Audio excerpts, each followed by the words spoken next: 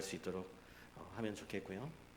잘 마무리하셔서 다가오는 2025년도에 또 하나님께서 저희들을 통해서 어떤 계획이 있으실지 기대로 함께 새해를 맞아서 또 활기찬 하루하루를 보냈으면 좋겠습니다. 하나님의 말씀 누가복음 7장 11절로 17절에 있는 말씀 보시겠습니다. 누가복음 7장 11절부터 17절에 있는 말씀입니다. 누가복음 7장 11절부터 17절.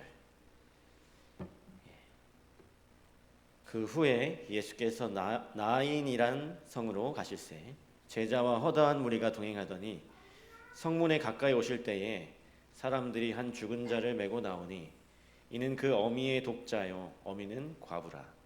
그 성에 많은 사람도 그와 함께 나오거늘 주께서 과부를 보시고 불쌍히 여기사 울지 말라 하시고 가까이 오사 그 관에 손을 대시니 맨 자들이 서는지라. 예수께서 가라사대 청년아 내가 내게 말하노니 일어나라 하시매 15절 죽었던 자가 일어나 앉고 말도 하거늘 예수께서 그를 어미에게 주시니 모든 사람이 두려워하며 하나님께 영광을 돌려 이르되 큰 선지자가 우리 가운데 일어나셨다 하고 하나님께서 자기 백성을 돌보셨다 하더라.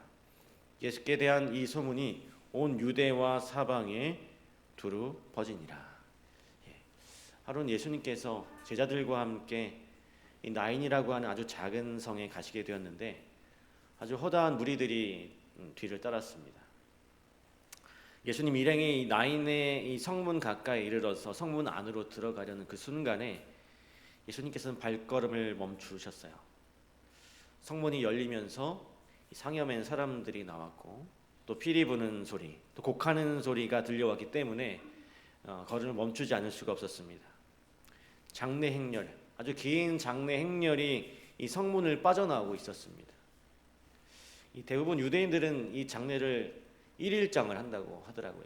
아주 간소하게 치르는데 그날따라 이 장례식 인파가 왜 그리 많은지 예수님과 그 일행들도 놀란 눈빛으로 그 장례 행렬을 지켜보고 있었습니다. 시대의 소망에 보니까요, 모든 동네 사람들이 이 장례에 참여했다라고 했습니다.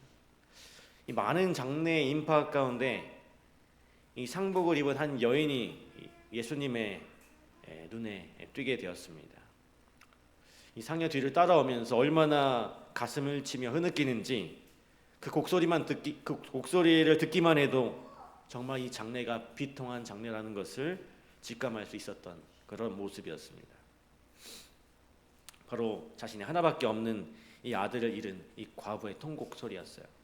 그래서 예수님께서 이 여인의 통곡 소리를 듣고 그 자리에 물끄러미 이 발길을 멈추셨습니다. 그리고 말없이 이 장례 행렬이 이 성문을 다 빠져나오기를 기다리고 계셨어요. 그런데 지금 이 장례식을 치르는 사람들은 지금 성 밖에 서 계신 예수님에 대해서 아무런 관심을 줄 수가 없었습니다. 왜냐하면 이 아들을 잃고 이제 과부의 그 눈물과 콧물이 다 뒤범벅이 되어서 그들의 시야에 예수님의 모습이 들어오지 않았던 것이었어요. 그리고 이제 자식을 잃고 애통하는 그 홀어머니, 이 돈을 받고 또 피리를 부는 사람들, 또 일당을 받고 곡하는 사람들, 서둘러서 이제 시신을 매장해야 하는 그런 일꾼들에게 지금 그들에게 이 장례식처럼 큰 일은 없었던 것이죠. 그래서 그들은 큰일 난 사람처럼 큰 일에 사로잡혀서 이 성문을 빠져나오고 있었습니다. 우리가 종종 살아가면서 우리 삶 속에서 어떤 어려운 일과 슬픔에 사로잡혀서 지금 이 사람들과 같이 성문에 서 계신 예수님을 바라보지 못할 때가 있습니다. 우리의 그 아픔이 너무나 크고 내가 지금 당하고 있는 고통이 너무 힘들기 때문에, 그래서 우리는 우리에게 닥친 그 큰일 때문에 크신 분이신 예수 그리스도를 우리 시야에서 놓칠 때가 많다고 하는 것이죠. 하지만 우리가 기억해야 할 것은 이 큰일보다 더 크신 분이 바로 그 큰일이 난 그 자리에 서 계시다고 하는 사실입니다. 이 성문은 이 성 안과 밖, 성의 안과 밖이 서로 교차하는 그런 교차로이죠. 안과 밖이 만나는 곳입니다. 들어가는 사람과 나가는 사람들이 만나는 곳. 그리고 그곳은 이제 이 장래 행렬이 나오는 이 삶과 또 죽음의 교차로였습니다. 또 기쁨과 슬픔이 교차하는 곳이었고 희망과 절망이 비껴나는 그런 곳이었습니다. 그 교차로에 바로 예수님께서 서 계시다는 사실입니다. 이 성문에 서 계시는 예수님을 그러나 아무도 알아보지 못했어요.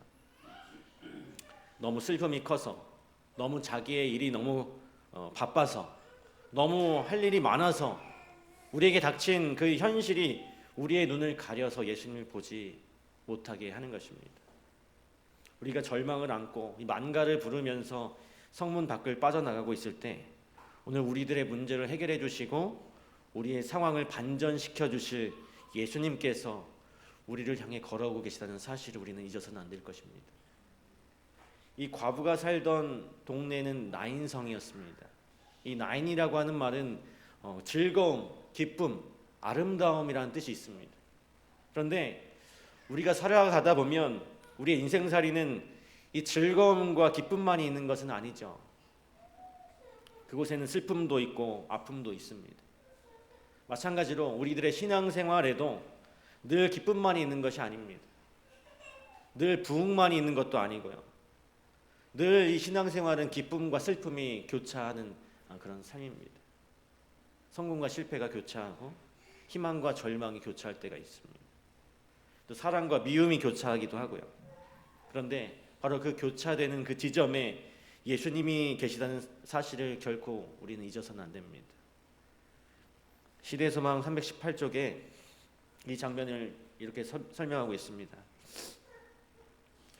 과부가 예수에 계신 것을 알지 못하고 울면서 무턱대고 따라올 때에 예수께서 과부의 곁에 가까이 다가가셔서 부드럽게 울지 말라고 말씀하셨다. 지금 예수님의 관심, 지금 이 시간 예수님의 관심은 그 상복을 입은 한 여인에게 집중되었어요. 13절에 보니까 주께서 과부를 보시고 불쌍히 여기사라고 했습니다. 예수님은 그 여인이 과부임을 아셨어요. 이미 사랑하는 남편을 잃어버려서 한편 가슴이 멍든 여인임을 보셨습니다.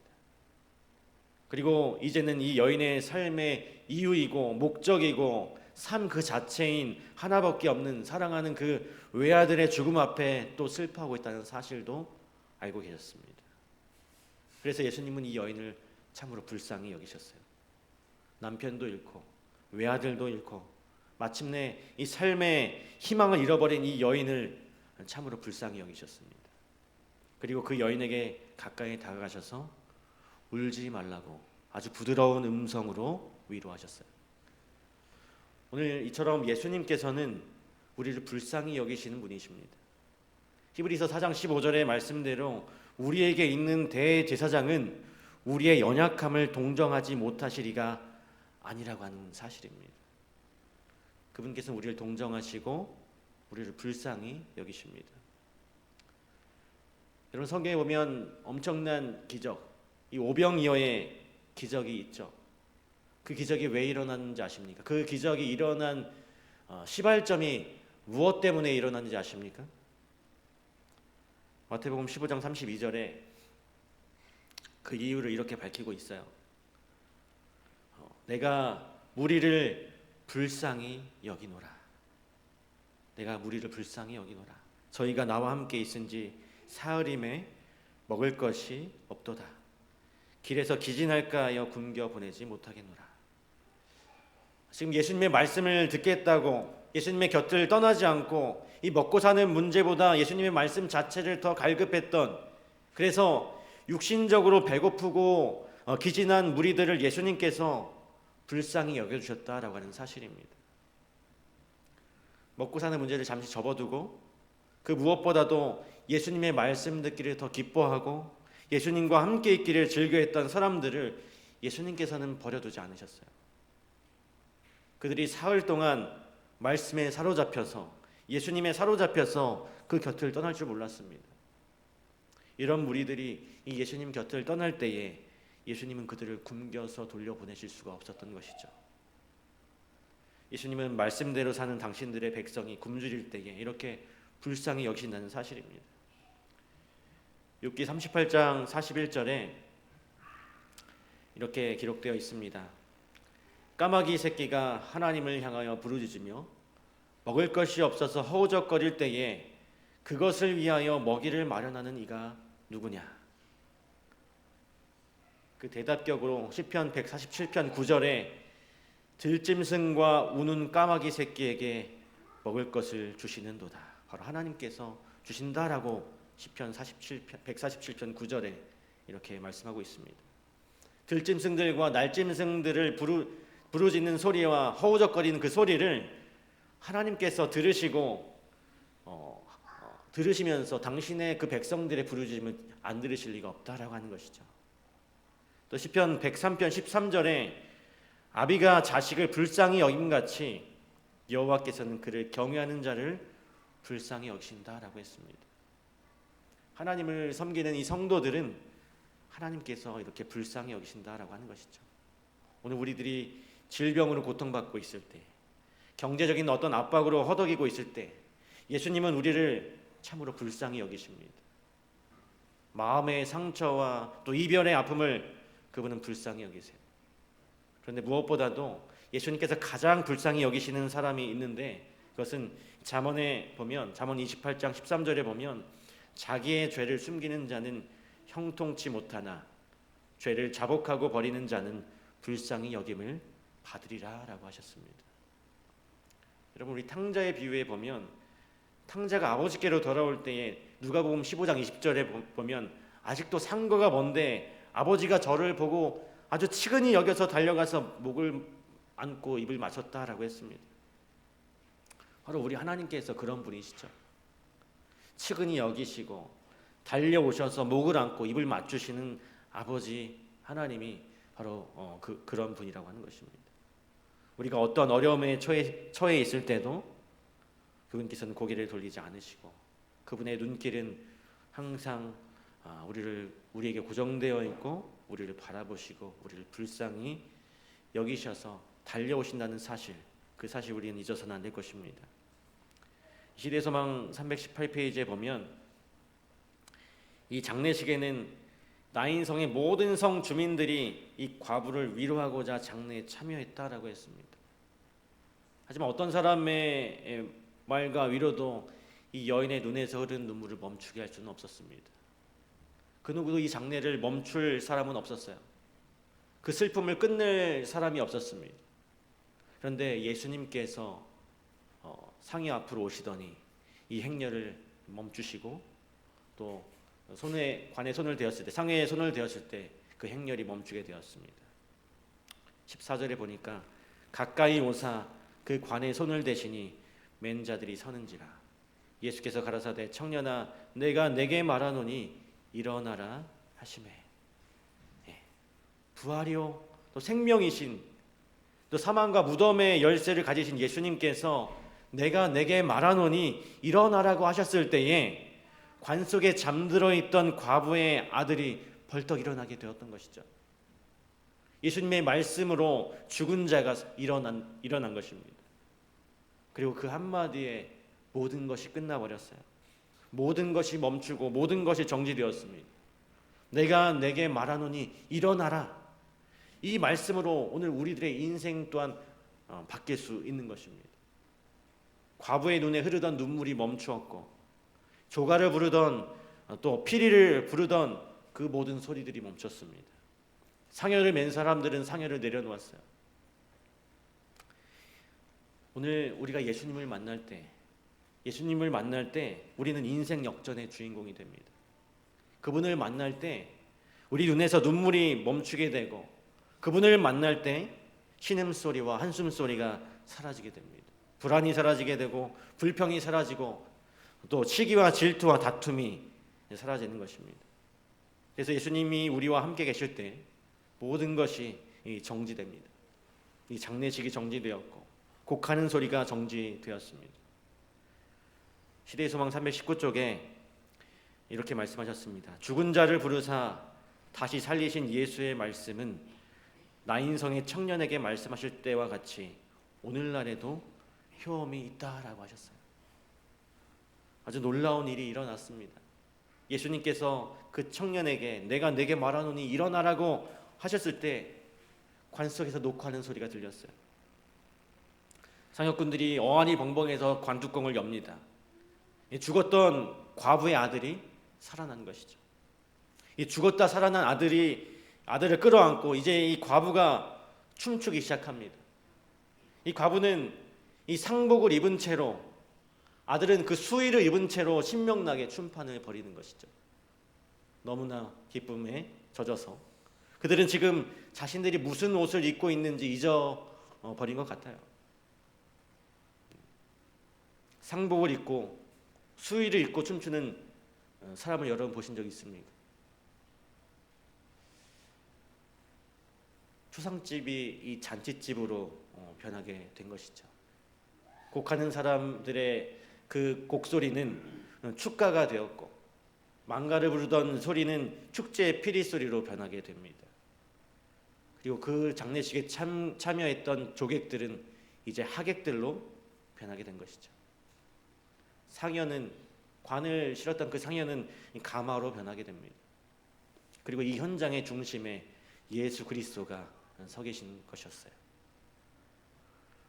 오늘 무엇이 이들을 춤추게 했을까요? 그 상복을 입고 춤추게 했을까요?